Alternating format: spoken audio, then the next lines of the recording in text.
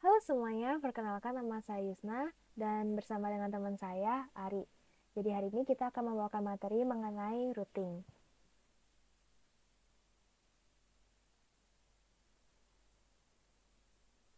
Di sini yang pertama saya akan menjelaskan mengenai terlebih dahulu sejarahnya. Jadi di awal tahun 1980-an itu ada sepasang suami istri yang bernama Leonard S. Bosak dan juga Sandy Lerner. Nah, mereka ini dulu bekerja di dua departemen komputer berbeda di Stanford University. Mereka ini sedang menghadapi sebuah masalah dalam membuat komputer mereka itu untuk bisa berkomunikasi satu sama lain. Jadi mereka tuh harus membuat sebuah server gateway di ruang tamu mereka yang menuju cara sederhana itu untuk bisa membuat dua departemen berkomunikasi satu sama lain, yaitu dengan bantuan protokol IP. Nah, selanjutnya di tahun 1984 di bulan Desember, mereka ini mendirikan Cisco System di Menlo Park, California. Mereka ini punya server gateway komersial kecil yang membawa sebuah revolusi dalam networking. Lalu di tahun 1992, nama perusahaan mereka itu diubah jadi Cisco System Inc. Nah, Cisco sendiri ini adalah pemimpin besar dunia ketika datang ke jaringan untuk internet. Produk perusahaan ini juga mengarah pada kemudahan dalam mengakses dan mentransfer informasi, yaitu terlepas dari perbedaan waktu, tempat, atau platform.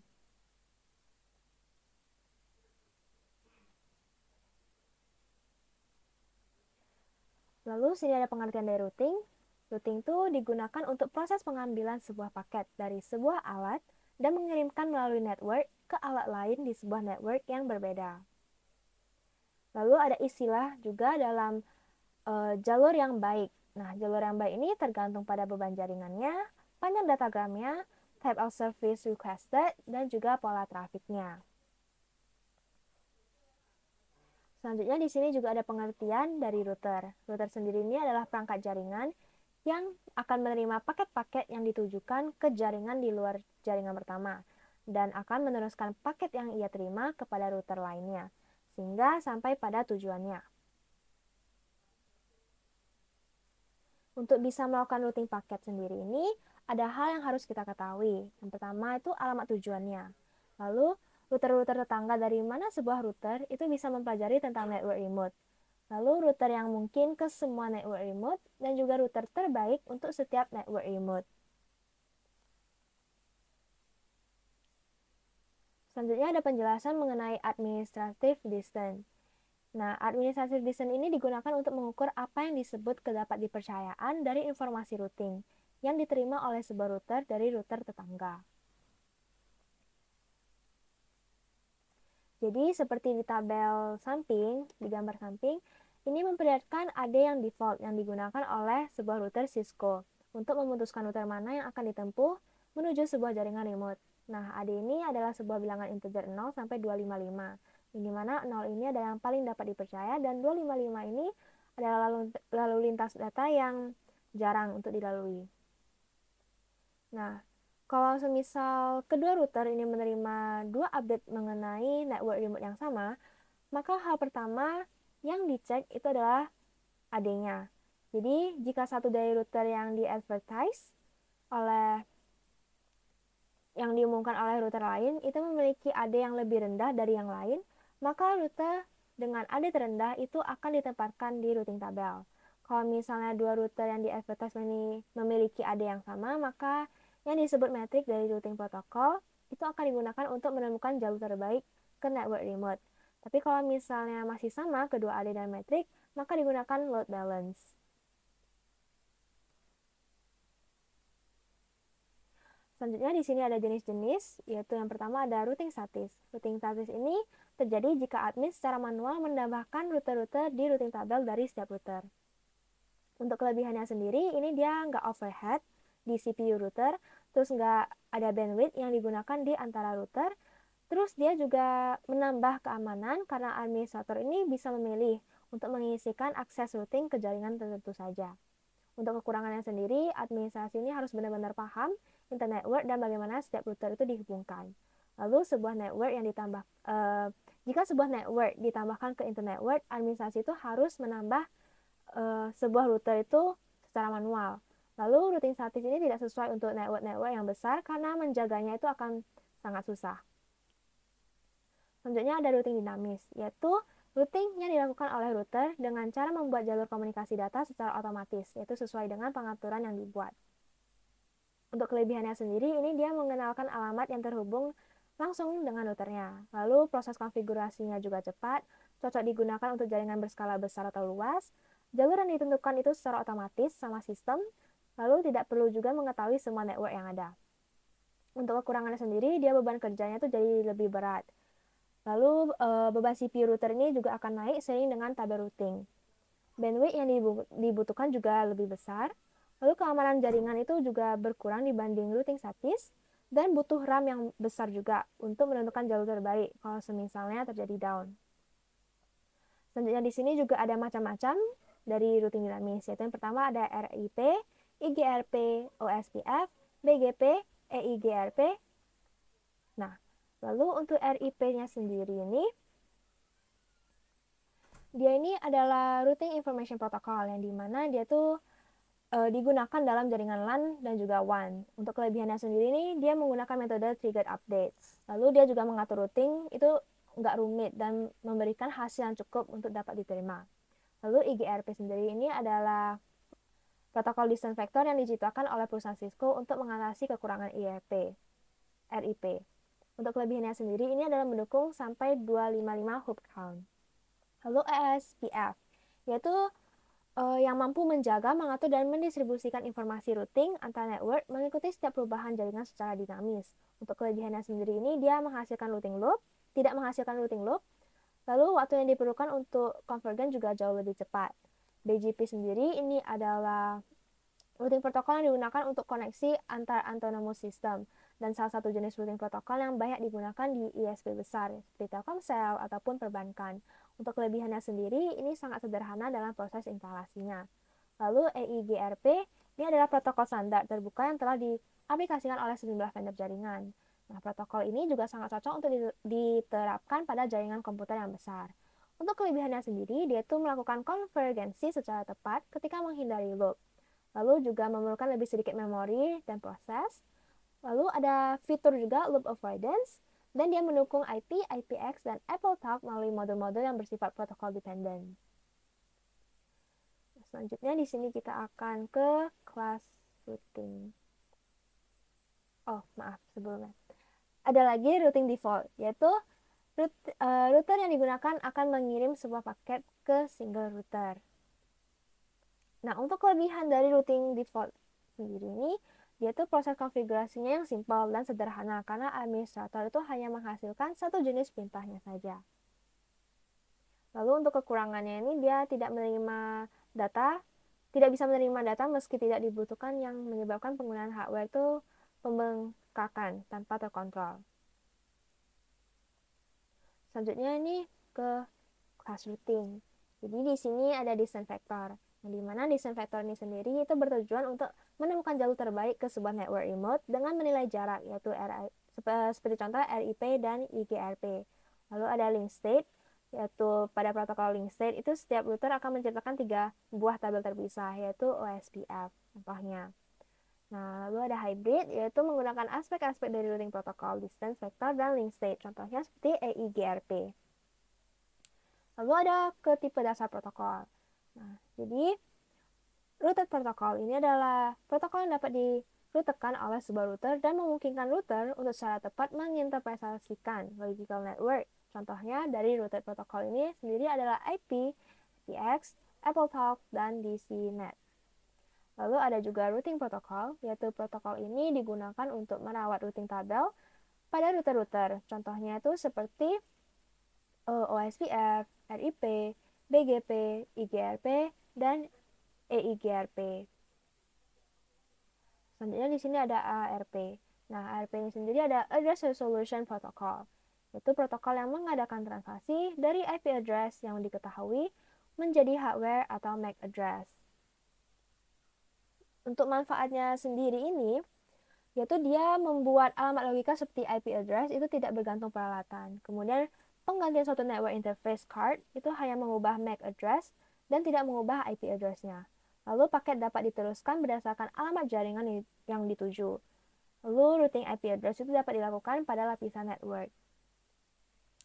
Nah, RARP ini sendiri adalah Reverse Address Resolution Protocol, yang dimana protokol ini bertugas untuk menemukan IP address suatu host yang hanya tahu hardware address-nya saja. Nah, contohnya ini ada pada di class mesin. Untuk kelebihannya sendiri dari RARP ini sendiri adalah berguna untuk mengadakan translasi MAC address yang diketahui menjadi IP address. Router menggunakan ini untuk mendapatkan IP address dari suatu MAC address yang diketahuinya. Untuk kekurangannya sendiri, setiap MAC harus didefinisikan secara manual, lalu dibandingkan dengan BOTP dan DHCP adalah RARP ini bukan IP protokol. Jadi dia tidak bisa dikendalikan oleh TCP IP stack, tapi harus diimplementasikan secara terpisah. Nah, untuk format paketnya sendiri, ARP dan RARP ini sama, jadi dia punya hardware type, protocol type, hardware length, protocol length, operation request and reply, sender hardware address, sender protocol address, target hardware address, dan juga target protocol address. Lalu di sini di RARP sama ARP ini juga ada enkapsulasi yang dimana paket-paket itu dibungkus secara langsung ke dalam frame data link. Selanjutnya ada bentuk, yaitu perbedaan dari direct routing dan juga indirect routing. Nah, untuk direct routing sendiri ini, dia mengirimkan paket dari satu mesin ke mesin lain secara langsung. Itu mesin-mesin terletak pada jaringan fisik yang sama. Lalu, indirect routing sendiri ini adalah mengirimkan paket dari satu mesin ke mesin lain yang tidak terhubung langsung. Untuk direct routing sendiri, nah, ini dia untuk melihat apakah tujuan berada di dalam jaringan visi yang sama. Itu caranya adalah NAT-ID dari IP address tujuan itu diambil atau diekstrak. Lalu dibandingkan dengan NAT-ID dari pengirim. Untuk semisal kalau mengirimkan paket dari suatu node, misalnya dari node A ke node lain, itu gimana? Itu berarti datagramnya itu dibungkus atau dienkapsulasi ke dalam frame jaringan fisik. Nah, IP address-nya itu dibind ke physical address. Lalu frame-nya dikirimkan. Nah, di indirect routing ini sendiri dia meliputi pengambilan datagram dari suatu frame. Yang kedua, dia memilih rute berdasarkan algoritma routing yang digunakan. Lalu dia re-encapsulation datagram ke dalam frame yang baru, lalu setting physical address yang sesuai dalam header frame, dan juga mengirimkan frame yang baru ke jaringan. Oke, jadi selanjutnya di sini akan dilanjutkan oleh teman saya. Jadi kita akan langsung ke prakteknya saja menggunakan paket tracer. Baik, terima kasih. Saya akan melakukan menggunakan paket tracer.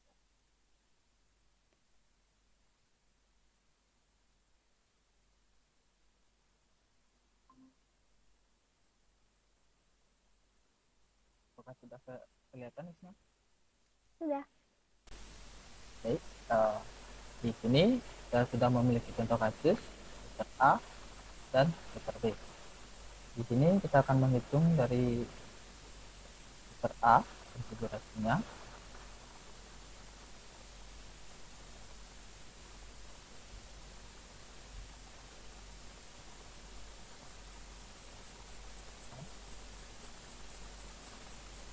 Ini kita memiliki 10 klien. Ya, kita memiliki 10 klien. Kita memiliki 3 IP. Kita akan menambahkan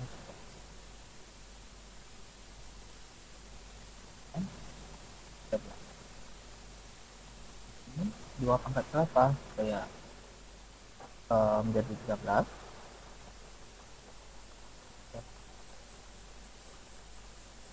Pangkat 2 pangkat 4.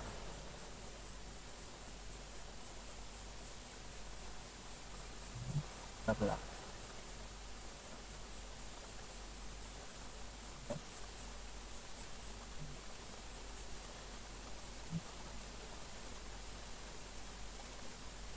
IP-nya di sini kita memiliki 92 dinamakan jadi kosong. Nah, ini hanya contoh.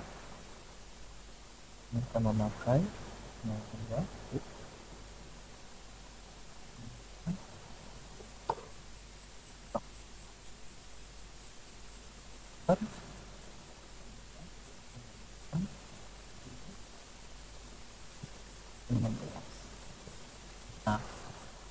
subnetnya kali 65 kali 65 gitu. Oh, 40. Nah, cara menghitung subnetnya 56 kurang 16, kita mendapatkan 240. Untuk konfigurasi router A dan konfigurasi router B cukup sama. Kita memiliki 5 klien. Kita akan menambahkan kita lagi mendapatkan 8. Dua pangkat berapa? Yang menjadi 8 di 2 pangkat 3.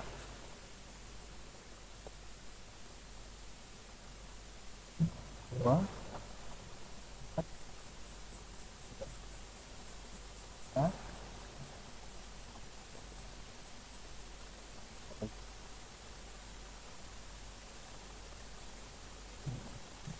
Kami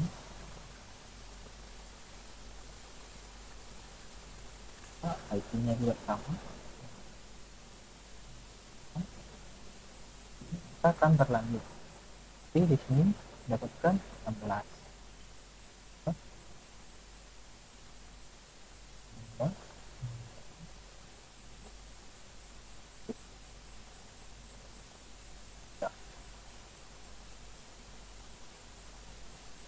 Subnetnya juga sama.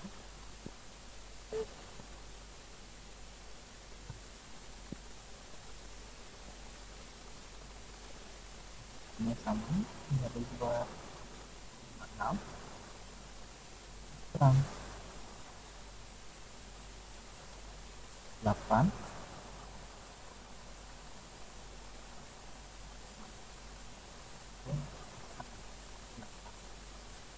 konfigurasi Y dan ini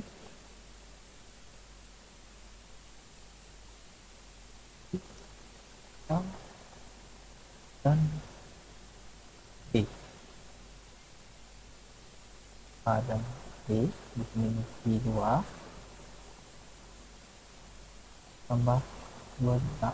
Nah, 2 juta 2 karena menambahkan di sini menambahkan itu oke sehingga menjadi 4. Wah, 4 berapa? Saya menjadi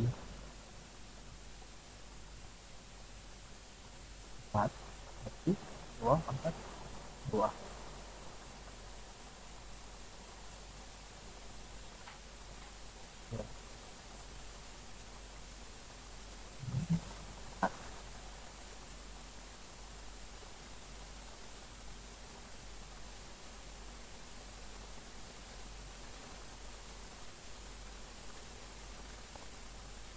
Ini ini 2 kan. Nah, tergantung ya.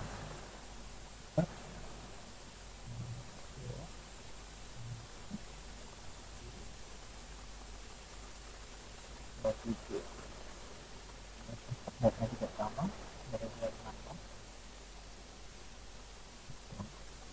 4 2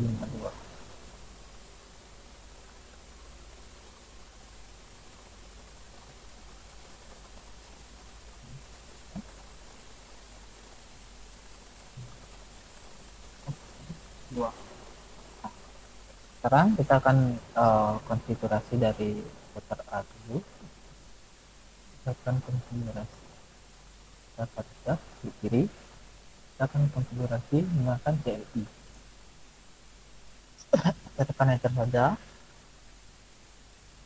dan itu kita enable. Jadi kita enter. Nah, di sini konfigurasi terminal. Ini terminal. Nah, kita sudah mau masuk. Ini kita menggunakan 3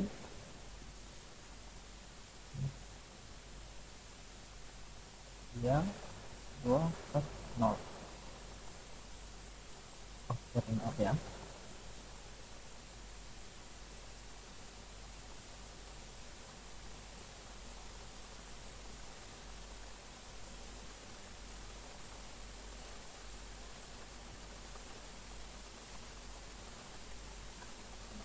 Dan selanjutnya kita melakukan addressnya nanti dan dengan 8 10 25 256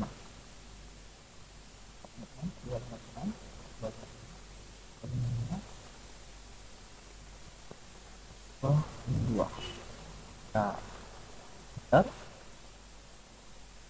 block nya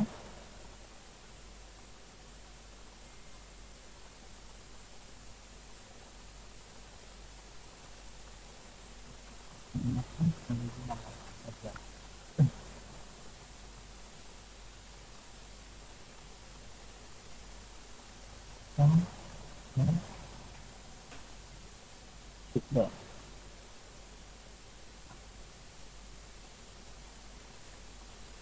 ini saja. Oke, kita masuk lagi ke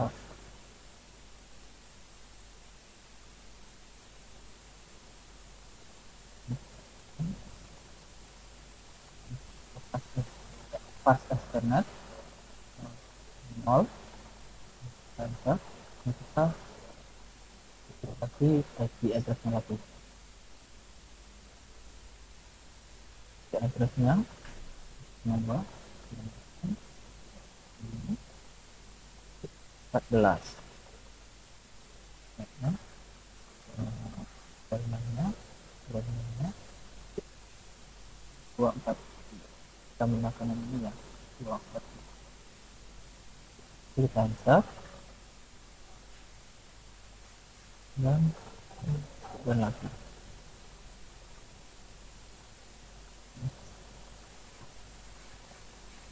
Ini akan kelihatan sudah mulai hijau ya. Ini kita keluar kita ke PC. Nah, ini kita ke desktop dan IP configuration. Kita di sini menggunakan static bukan IP kan 7 1. Maknya juga kita sama, kita menggunakan 240. Dashboard gateway-nya nomor 16 10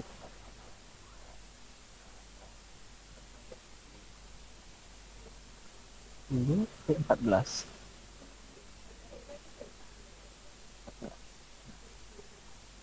Ini kita klik saja. Kita akan mengeceknya dengan di comment prompt. Komennya kita coba pilih dulu.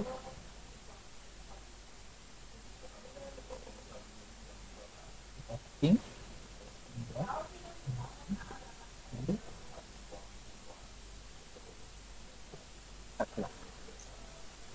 Ini kita sudah jalan dan di sini juga sudah hijau. Nah, di sini kita keluar. Nah, di sini kita akan konfigurasi dengan router. Konfigurasinya juga sama, menggunakan CLI. Enter saja. Enable lagi.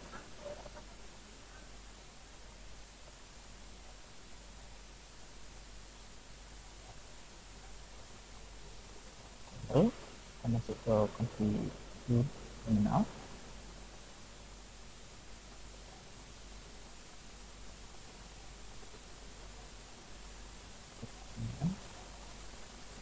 Lagi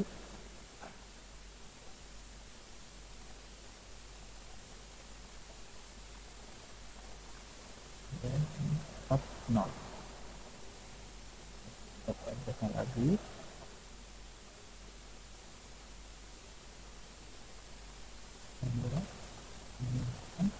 Dulu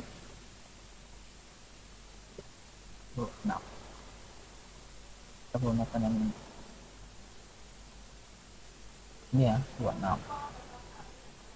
kita ya, 255 255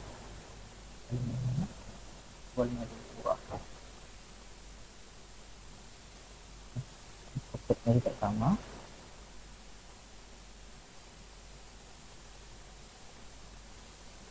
negatif lagi.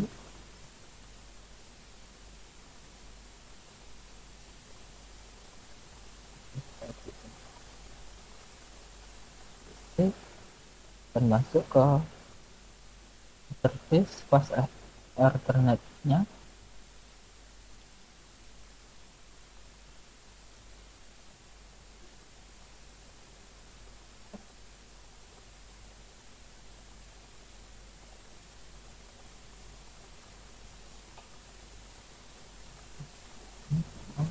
No, ada IP address kita masukkan lagi.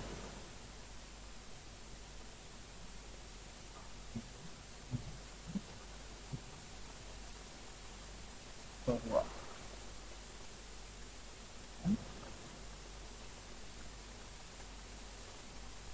bangsa apa?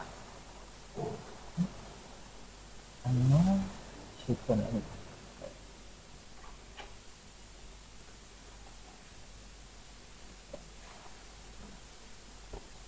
Nah, di sini juga sudah hijau. Kita ke sisi satu. Nah, ini sama seperti desktop di IP configuration. Kita masukkan IP-nya. Nomor 2.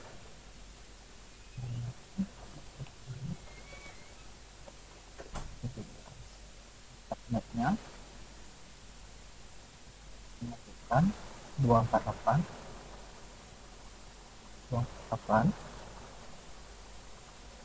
untuk default loopnya juga sama. 22 kita gunakan ini ya, 22. Akan tes lagi dengan prompt.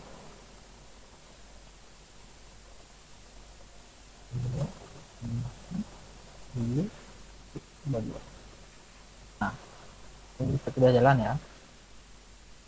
Nah, kita di sini sudah jalan, berarti router A dan router B sudah, ini juga sudah hijau, A dan B. Nah, kita akan mencoba dari router B mengirim pesan ke router A. Kita mulai dari router B.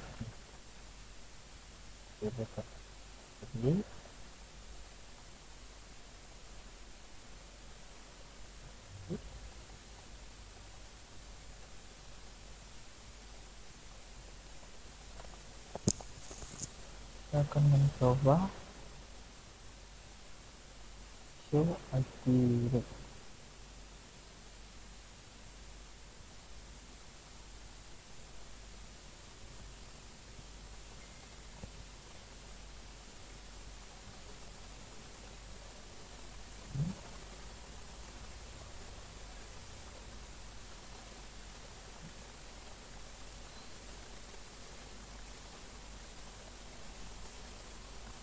Ini sudah terjalin dua koneksi ya, dari router B dan B2C.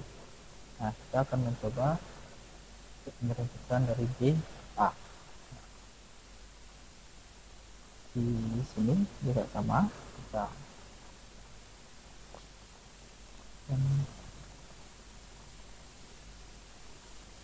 configure terminal.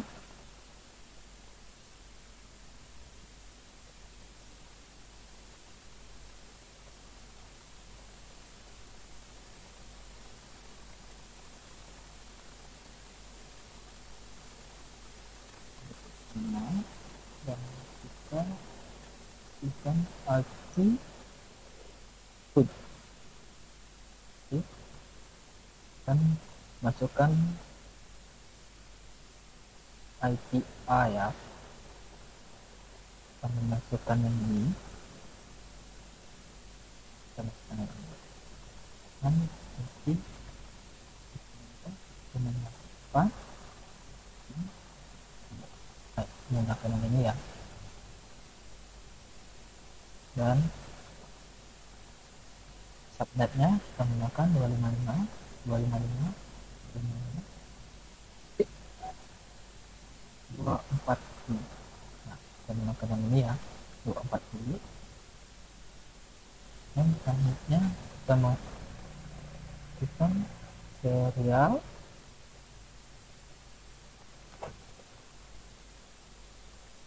dua.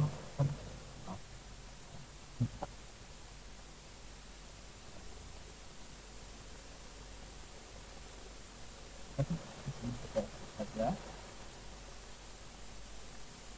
ini kita akan mengetik. Nah,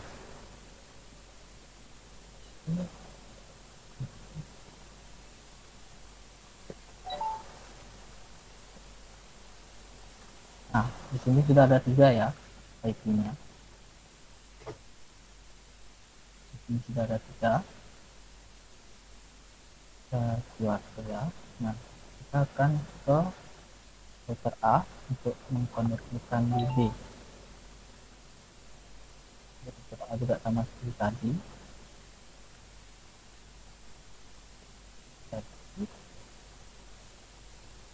Tadi nah, di sini kita show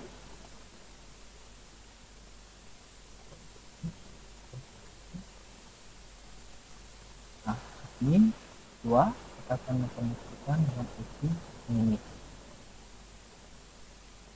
Di sini kita masuk ke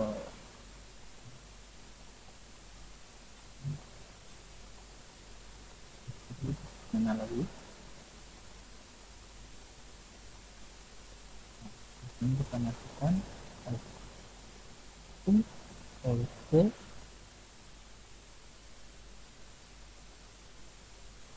virus 92 depan ini 11.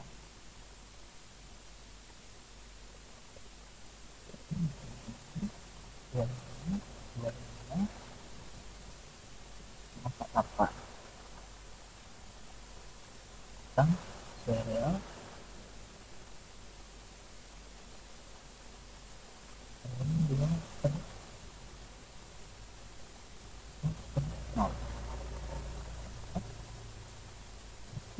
lagi.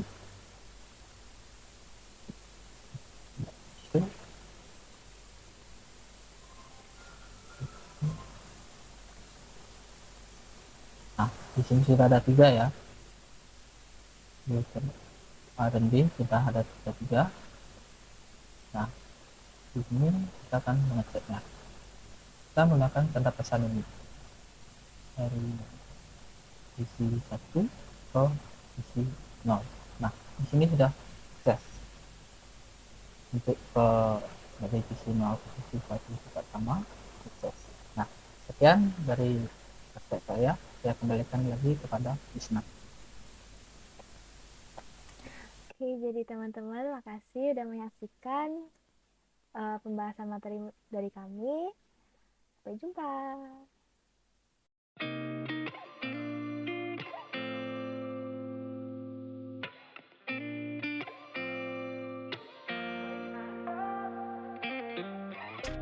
Gotta find my way to you, even though you're next to me. No matter what I do, your heart is drifting out of reach. Head underwater, I'm swimming harder, trying to keep this alive. Gotta find my way to you, now that our love has capsized.